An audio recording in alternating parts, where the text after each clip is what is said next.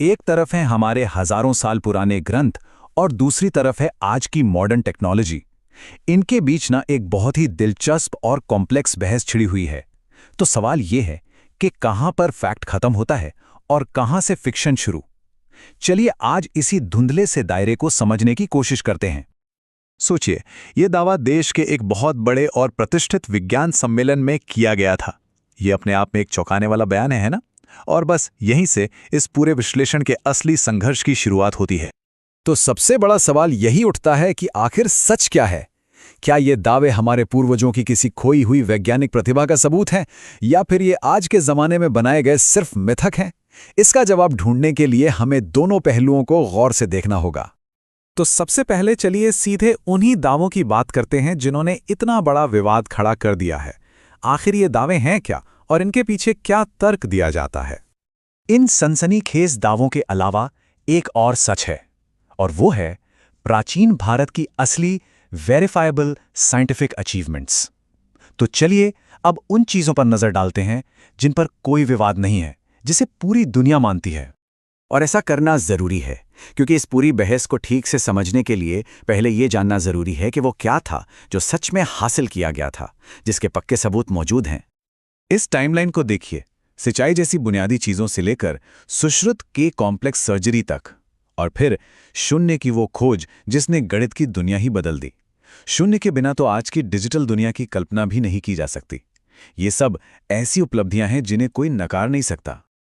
और फिर बात आती है आयुर्वेद की। ये सिर्फ जड़ी बूटियों का ज्ञान नहीं है, ये अपने आप में एक पूरा मेडिकल सिस्टम था। और इसकी सबसे खास बात, ये पर्सनलाइज्ड मेडिसिन के कॉन्सेप्ट पर आधारित था। मतलब हर मरीज के लिए अलग इलाज। और यही कॉन्सेप्ट आज 21वीं सदी की मेडिसिन में एक बहुत बड़ी चीज मानी जाती है। चरक संहिता जैसे प्राचीन ग्रंथों में तो साफ साफ लिखा है कि एक बेहतरीन वैद्य वही है जो हर इंसान को अलग समझता है। इलाज सिर्फ बीमारी का नहीं, बल्कि उस इंसान का, उसके माहौल का, उसके समय का सब कुछ देख के किया जाता था। वाकई ये सोच अपने समय से बहुत आगे थी। अब एक ऐसे विषय पर आते हैं जो शायद थोड़ा कॉम्प्लेक्स है, लेकिन अकादमिक रूप से सबसे ज्यादा सम्मानित है। हम बात कर रहे हैं पाणिनि के व्याकरण की। देखिए, इसे सिर्फ संस्कृत के नियमों की किताब समझना एक भूल होगी।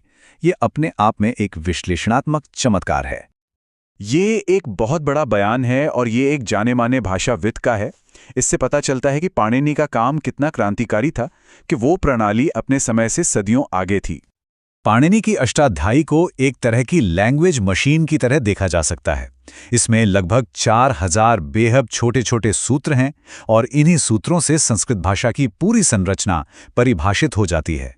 ये बौद्धिक उपलब्धि का एक बेहतरीन उदाहरण है। तो आखिर इस प्रणाली में ऐसा क्या खास है? सोचिए, कुछ हजार नियमों का इस्तेमाल करके भाषा के अनगिनत सही वाक्य बनाए जा सकते हैं। इसमें रिकर्जन जैसी उन्नत अवधारणाएं भी थीं, जहां एक नियम खुद को दोहरा सकता है। यही विचार आज कंप्यूटर प्रोग्रामिंग की नींव है। और ये देखिए, पाणिनि के व्याकरण के सिद्धांत कैसे सीधे सीधे मॉडर्न कंप्यूटर साइंस से जुड़ते हैं। उनका कारक सिद्धांत आज के सिमेंटिक रिलेशंस जैसा है और उनके नियम कंडीशनल लॉजिक की तरह काम करते हैं। ये कनेक्शन अद्भुत है। ये दिखाता है कि एल्गोरिथमिक सोच 2500 साल पहले ही मौजूद थी। तो ये तो हुई उन उपलब्धियों की बात जिन्हें सब मानते हैं। लेकिन चलिए अब वापस आज के उस विवाद पर आते हैं जहां से हमने शुरू किया था। और ये विवाद सिर्फ विज्ञान का नहीं है, इसमें राष्ट्रीय गौरव और पहचान की भावनाएं भी गहराई से जुड़ी हुई हैं। ये उसी सम्मेलन का एक और उदाहरण है जहां प्राचीन कथाओं की व्याख्या आधुनिक सैन्य तकनीक के रूप में की गई, और यहीं से विवाद और ज्यादा गहरा हो जाता है। और ये कोई एक दो घटनाएं नहीं है। पिछले कुछ सालों में एक पैटर्न सा दिखने लगा है। कभी कोई डार्विन की थ्योरी पर सवाल उठाता है, तो कभी प्राचीन ग्रंथों में प्लास्टिक सर्जरी का सबूत ढूंढा जाता है। यहां तक कि वेदों में आइंस्टाइन की थ्योरी से भी बड़ी खोजें होने का दावा किया जाता है। जाहिर है, जब ऐसे दावे किए गए तो वैज्ञानिक समुदाय ने इसका सख्त विरोध किया। सिर्फ भारत में ही नहीं, बल्कि दुनिया भर के वैज्ञानिकों ने इस पर आपत्ति जताई। उनका कहना था कि विज्ञान और पौराणिक कथाओं को अलग अलग रखना बहुत जरूरी है। इतना ही नहीं, जिस मंच पर ये बातें कही गईं, उसके आयोजकों यानी इंडियन साइंटिफिक कांग्रेस एसोसिएशन ने भी इन बयानों से खुद को अलग कर लिया। उन्होंने इसे दुर्भाग्यपूर्ण बताया और अपनी गंभीर चिंता व्यक्त की। एक वैज्ञानिक संस्था ने इस बहस का सार बहुत अच्छे से समझाया। उन्होंने कहा, महाकाव्य हमें नैतिकता और कल्पना सिखाते हैं, लेकिन वे विज्ञान की थियरी नहीं है। दोनों का अपना महत्व और अपनी जगह है, और दोनों का सम्मान किया जाना चाहिए। तो अब हम आते हैं इस विश्लेषण के आखिरी और शायद सबसे जरूरी हिस्से पर। सवाल यह है कि आखिर इन प्राचीन ग्रंथों को देखा और समझा कैसे जाए। पुराणों को सिर्फ कहानियों की किताब समझना शायद एक भूल होगी। वो असल में एक विश्वकोश की तरह हैं, जिनमें वास्तुकला से लेकर दर्शन और चिकित्सा तक ज्ञान की कई शाखाएं शामिल हैं। उनका मकसद कहानियों के जरिए गहरे ज्ञान को आम लोगों तक पहुंचाना था। अंत में पूरी बहस इस एक सवाल पर आकर टिक जाती है, क्या हमें इन ग्रंथों को शब्दशः एक ऐतिहासिक और वैज्ञानिक दस्तावेज के रूप में पढ़ना चाहिए, या उन्हें कविता, दर्शन और प्राचीन ज्ञान के गहरे भंडार के रूप में समझना चाहिए? और हम आपको इसी सवाल के साथ छोड़े जा रहे हैं।